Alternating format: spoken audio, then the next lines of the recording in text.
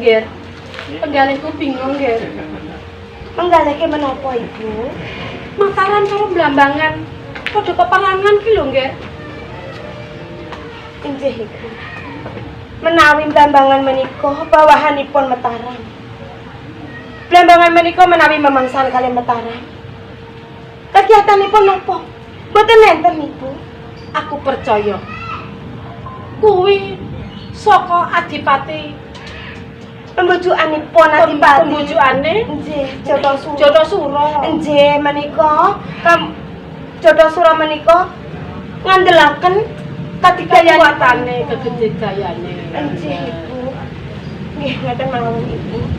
Monggo sami-sami ndedonga supados Mataram kaliyan Blambangan mboten memengsahan, Ibu. Iya, Ger. Ayo padha ndedonga, Ger. Supaya ora ana peperangan, Ger. Nggih, sumangga, Ibu.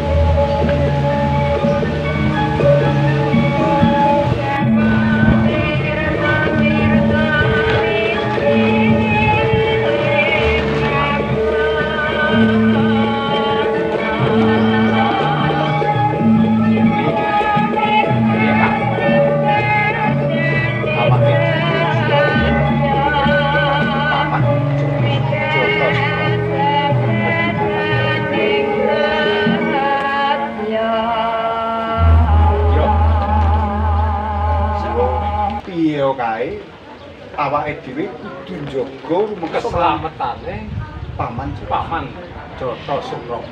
Jalaran iku kalebu bapa gune awake dhewe. Ayo mungkin nggih Basanana ana kang bakal ngridu nggone bakal paman lamar putri awake dhewe kudu bisa. Sik Kak.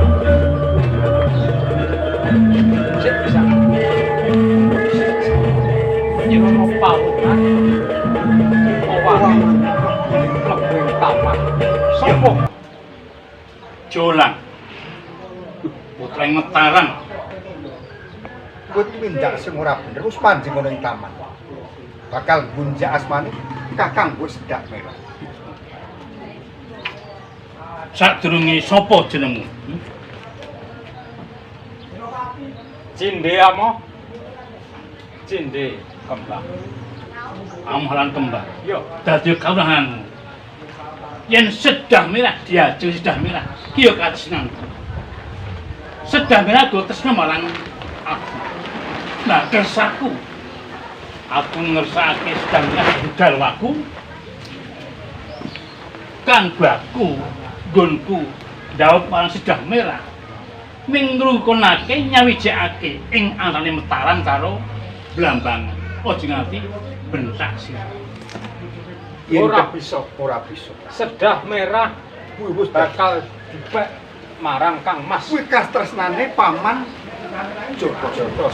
Mula Coba tepet karo yen kena tak prenggake masjid aja mbacotake lunga bakal ngabi ganggu gawe marang Kang Mbok sedang. bakal tak bacotake. Yen mengkono Ora bisa. kowe bakal tak rangket irene kena tak prenggake. Wani marang aku. Wani Tak apa dene apa ayo. Ayo.